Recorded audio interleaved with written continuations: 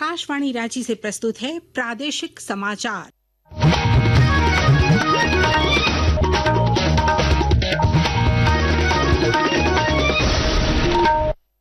नमस्कार, प्रादेशिक समाचारों के साथ मैं नीलम कुमार। पहले मुख्य समाचार। राज्य में जल्द ही पूरी होगी 35,000 शिक्षकों की बहाली प्रक्रिया। हाई स्कूल और प्लस 2 शिक्षकों का अब एक होगा कैडर। नियमावली तैयार कर रहा स्कूली शिक्षा और साक्षरता विभाग। शिक्षा मंत्री रामदास सोरेन ने कहा, राज्य के कॉलेजों में पढ़ने वाले छात्रों को इंटर्नशिप के लिए भेजा जाएगा गांव। दिए जाएंगे 10,000 रुपए भी। पलामू जिले में खुलेगा प्रदूषण नियंत्रण बोर्ड का क्षेत्रीय कार्यालय। केंद्रीय वन एवं पर्यावरण मंत्रालय ने दी स्वीकृति। झारखंड समेत देश भर में मनाई जा रही है 24वीं और अंतिम जैन तीर्थंकर भगवान महावीर जयंती। रांची, खूंटी, सिमडेगा, जमशेदपुर और धनबाद समेत अन्य जिलों में निकली शोभा यात्रा। और मौसम विभाग ने राजधानी रांची, गुमला और देवघर समेत राज्य के अधिकतर हिस्सों में आज और कल तेज हवा के साथ बारिश होने की जताई संभावना। मेघ गर्जन और वज्रपात की भी आशंका। और अब समाचार विस्तार से।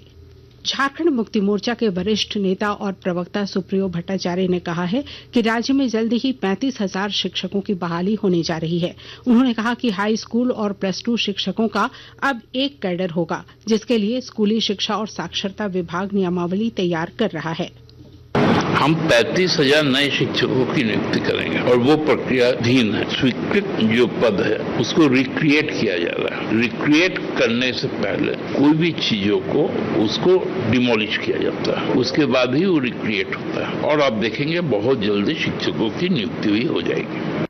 इधर भाजपा नेता और हटिया के विधायक नवीन जायसवाल ने राज्य कैबिनेट के उस फैसले पर सवाल उठाया है जिसमें करीब 9,000 शिक्षकों के स्वीकृत पद को समाप्त कर दिया गया है। जेएमएम की सरकार ने लगभग 9,000 पद को वैकेंट कर दिया। शिक्षा व्यवस्था पर ध्यान ही नहीं है, इनका ध्यान दूसरे चीजों पर है। अगर रघुवर दास जी ने सरकार के जो स्कूल हैं 5,000 7,000 स्कूल अगर बंद कराए तो क्या 5 साल में ये सरकार बनने के बाद ये 7,000 स्कूल इन्होंने खोला है क्या?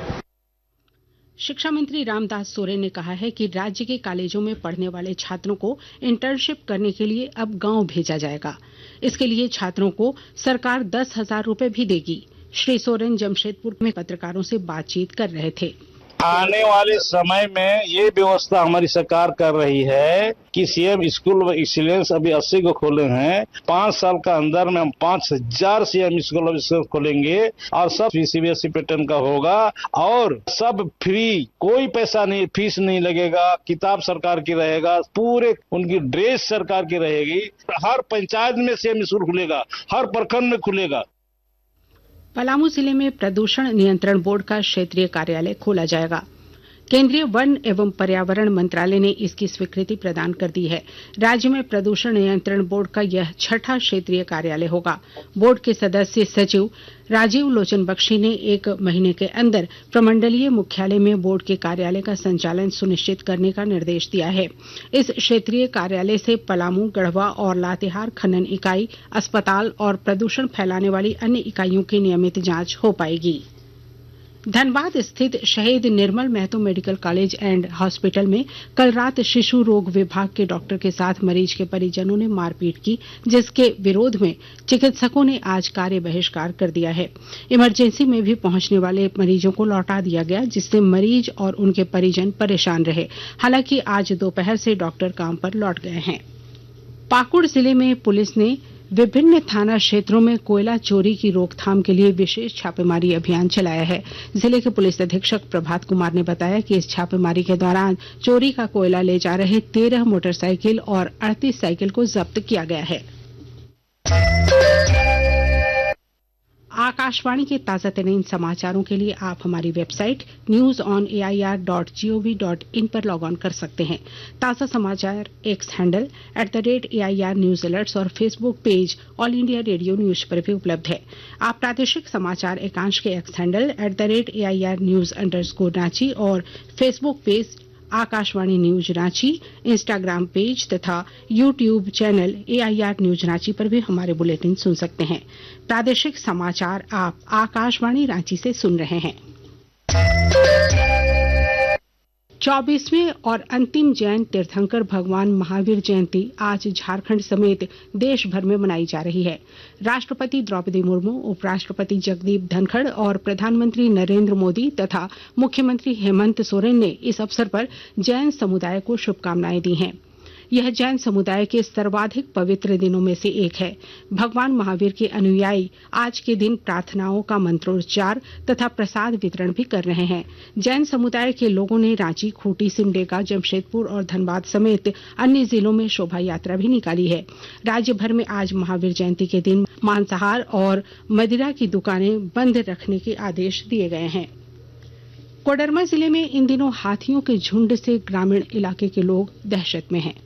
पिछले एक महीने में 25 से 30 हाथियों के झुंड ने अब तक 2 दर्जन से अधिक घरों को क्षतिग्रस्त कर दिया है। इसके अलावा सैकड़ों एकड़ में लगी फसल को भी इन हाथियों ने भारी क्षति पहुंचाई है। जिले के वन प्रमंडल पदाधिकारी सौमित्र शुक्ल ने बताया कि हाथियों को गांव से जंगलों की ओर खदेड़ने के लिए 18 लोगों की एक विशेष टीम बनाई गई है। QRT टीम है जिसमें हमारे वॉचर्स हैं, हमारे फॉरेस्ट गार्ड्स हैं और हमारे रेंज ऑफिसर्स हैं जो उसमें कंटिन्यूअस मॉनिटरिंग कर रहे हैं कि ये किसी भी गांव में प्रवेश ना करें और इनको हम लोग कोशिश कर रहे हैं कि ये फॉरेस्ट में ही इनको ड्राइव किया जाए। कुछ लोगों का इसमें फसलों का भी नुकसान हुआ जिसको उनको उचित मुआवजा प्रदान किया जाएगा। सबसे यही अपील है कि उनके पास ना जाएं और जब वन विभाग का यथासंभव सहयोग करें। देवघर से पटना की सीधी ट्रेन सेवा जल्द शुरू होने की संभावना है और अधिक जानकारी दे रहे हैं हमारे देवघर संवाददाता। बाबा बैद्यनाथ धाम देवघर जाने का सपना अब जल्द हकीकत बनने वाला है। रेल मंत्री अश्वनी वैष्णव ने रेल अधिकारियों को इस पर काम करने के लिए कहा है। साथ ही मालदा डिवीजन के अंतर्गत पड़ने वाले इस परियोजना का DPR तैयार करने को लेकर निर्देश अधिकारियों को दिया है। सुल्तानगंज से बांका होते हुए देवघर तक नई रेल लाइन बिछाने की योजना पर करीब 290 करोड़ रुपया खर्च आएंगे। यह 78.8 किलोमीटर लंबी रेल लाइन पटना और देवघर के बीच सीधी कनेक्टिविटी देगी। आशीष कुमार अम्बस्ट, आकाशवाणी समाचार, देवघर। राजधानी रांची के टाटीसिलवे में आज एक गड्ढे से 2 युवकों का शव बरामद किया गया है। पुलिस ने बताया कि ये दोनों शव सड़क निर्माण के लिए बनाए गए गड्ढे से मिले हैं। घटनास्थल से एक हथियार और मोटरसाइकिल भी बरामद हुए हैं। वैश्विक बाजारों में आर्थिक अनिश्चितताओं के बावजूद भारत का माल और सेवा निर्यात वित्तीय वर्ष 2024-25 में रिकॉर्ड 820 अरब अमेरिकी डॉलर को पार कर गया है। वाणिज्य मंत्रालय के अनुसार पिछले वित्तीय वर्ष में यह आंकड़ा 778 अरब डॉलर था। उभरते व्यापार परिदृश्य पर चर्चा करने के लिए नई दिल्ली में निर्यात संवर्धन परिषदों और उद्योग निकायों के साथ वाणिज्य और उद्योग मंत्री पीयूष गोयल द्वारा आयोजित बैठक में ये आंकड़े सामने आए। सराफा बाजार में आज रांची में 22 कैरेट सोना का भाव 85,591 रुपए प्रति 10 ग्राम है, जबकि चांदी की कीमत 1,01,556 रुपए प्रति किलो है। मौसम विभाग ने राजधानी रांची, गुमला और देवघर समेत राज्य के अधिकतर हिस्सों में आज और कल तेज हवा के साथ बारिश होने की संभावना जताई है। इस दौरान मेघ गर्जन और वज्रपात होने की भी आशंका है। इसे लेकर ऑरेंज अलर्ट भी जारी किया गया है। रांची स्थित मौसम केंद्र के अनुसार बंगाल की खाड़ी से आ रही नम हवा के कारण राज्य के मौसम में बदलाव दिख रहा है। और अब अंत में मुख्य समाचार एक बार फिर। राज्य में जल्द ही पूरी होगी 35,000 शिक्षकों की बहाली प्रक्रिया। हाई स्कूल और +2 शिक्षकों का अब एक होगा कैडर। नियमावली तैयार कर रहा स्कूली शिक्षा और साक्षरता विभाग। शिक्षा मंत्री रामदास सोरेन ने कहा, राज्य के कॉलेजों में पढ़ने वाले छात्रों को इंटर्नशिप के लिए भेजा जाएगा गांव, दिए जाएंगे 10,000 रुपए भी। पलामू जिले में खुलेगा प्रदूषण नियंत्रण बोर्ड का क्षेत्रीय कार्यालय। केंद्रीय वन एवं पर्यावरण मंत्रालय ने दी स्वीकृति।